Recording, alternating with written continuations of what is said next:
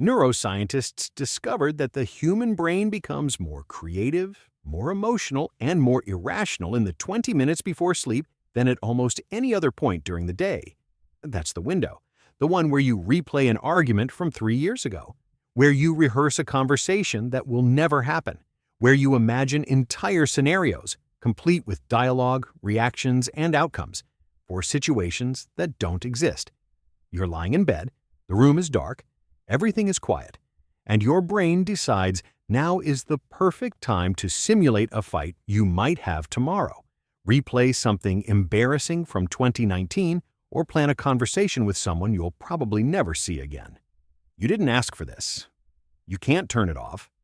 And the harder you try to stop, the louder it gets. So what is actually happening in your brain? Why does it do this? And is it trying to hurt you or help you? That's what this video is about. Let's start with what's actually going on inside your brain when the lights go off.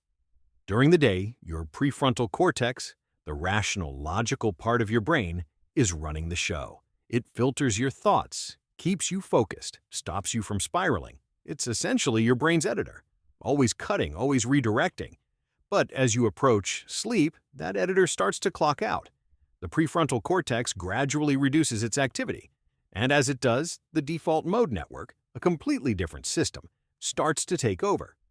This is the part of your brain responsible for imagination, memory, self-reflection, and simulation. Think of it like this. During the day, you have a strict manager watching over your thoughts. At night, the manager goes home, and the creative, emotional, slightly chaotic part of your brain finally gets the floor. This is why the scenarios feel so vivid, so real, so emotionally charged. Because the part of your brain generating them isn't bound by logic anymore. It's running free. Neuroscientists call this the hypnagogic state, the transitional zone between wakefulness and sleep. And in this state, your brain does something remarkable. It starts simulating. Here's where it gets interesting. And where most people are completely wrong about what their brain is doing. Most people assume this is their anxiety, their overthinking, their inability to relax. And sometimes, that's part of it.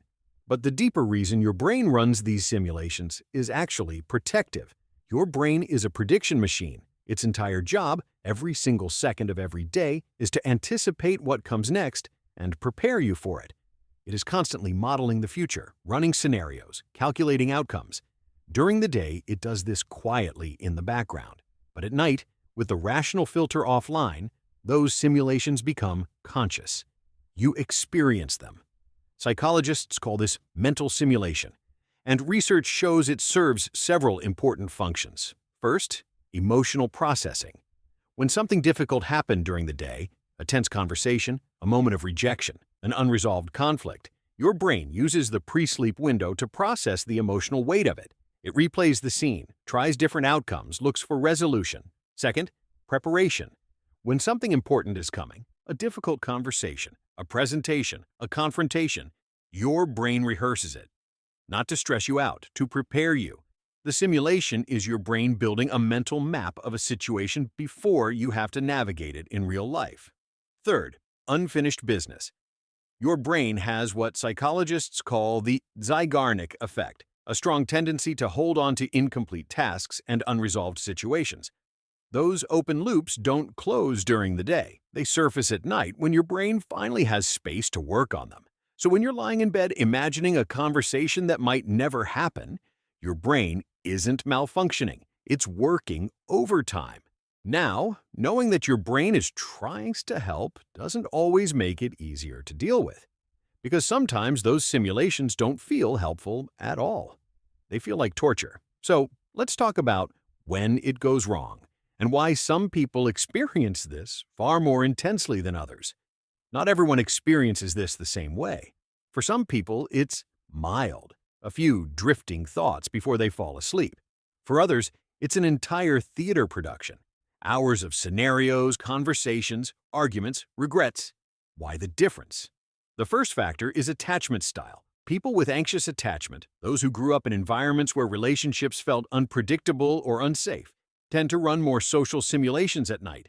Their brain is hypervigilant about relationships and spends more time rehearsing them. The second factor is emotional suppression during the day. If you spent most of your waking hours pushing feelings down, staying busy, staying productive, not allowing yourself to feel, those emotions don't disappear. They wait, and they surface at night when the distractions are gone and there's nowhere left to run. The third factor is a highly sensitive nervous system. Some people's brains are simply more reactive to emotional stimuli. They absorb more during the day. Other people's moods, subtle social dynamics, small moments of tension, and they need more time to process all of it. And the fourth factor, one that almost no one talks about, is creativity. Research consistently shows that highly creative people have more active default mode networks. The same mental machinery that produces vivid pre-sleep scenarios is the same machinery that generates original ideas, stories, and solutions. So if your brain runs elaborate scenarios every night, there's a real chance it's the same brain that makes you unusually perceptive, imaginative, or emotionally intelligent during the day.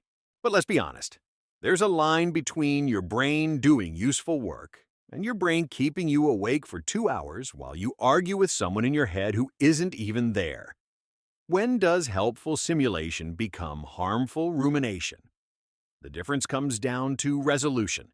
Healthy mental simulation moves towards something. You rehearse a conversation and reach a mental conclusion. You replay an argument and find some emotional closure. The loop closes. Rumination is the opposite. You replay the same scene over and over with no resolution. The loop never closes. The emotional charge doesn't decrease. It builds.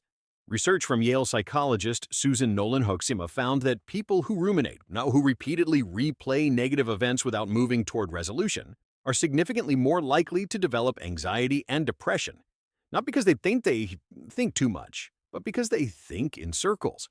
The other danger is catastrophic simulation, where your brain doesn't just rehearse realistic scenarios, but starts generating worst-case versions. The conversation doesn't just go badly, it ends the relationship. The presentation doesn't just go poorly, it destroys your career. The brain escalates, and each escalation feels more real than the last. This is where the system designed to protect you starts to work against you. And it usually happens when the nervous system is already overwhelmed, when stress, sleep deprivation, or unprocessed emotion has pushed the system past its capacity to self-regulate. But let's be honest, there's a line between your brain doing useful work and your brain keeping you awake for 2 hours while you argue with someone in your head who isn't even there. When does helpful simulation become harmful rumination? So what do you do with all of this? The first thing, and this sounds simple, but it matters, is to stop fighting it. The moment you lie in bed thinking, I need to stop thinking, you create a second layer of stress on top of the original thought. Your brain interprets the resistance as a signal that something is wrong, and it escalates. Instead, try naming what's happening. My brain is running a simulation right now. It's trying to prepare me for something. That's what it does.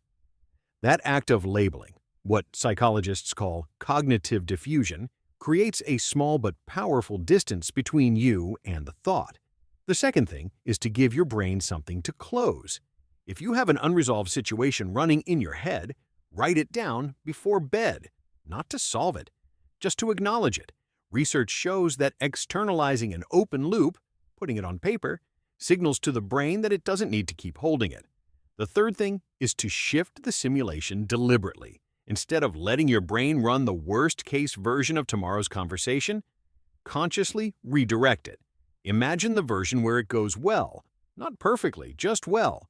Your brain can't tell the difference between a simulation you chose and one it generated. Use that. And finally, if the scenarios are keeping you awake regularly, if they're always negative, always escalating, well, that's not a sleep problem. That's your nervous system asking for attention during the day. More rest, less suppression, more processing before the lights go off. Your brain creates fake scenarios before sleep because it's trying to do its job. It's trying to process what happened today, prepare you for tomorrow, close the loops you left open, protect you from outcomes it's afraid of. It's not broken. It's not punishing you. It's doing, in the only quiet window it has, the work you didn't have time for during the day. The question isn't how to make it stop. The question is how to work with it. how to give it what it needs during the day so it doesn't have to run emergency simulations at night. And the first step, the one you just took, is understanding what it's actually doing. If this video helped you understand something about the way your mind works, share it. Someone in your life is lying awake right now wondering why they can't just stop thinking. Subscribe. New psychology videos every week.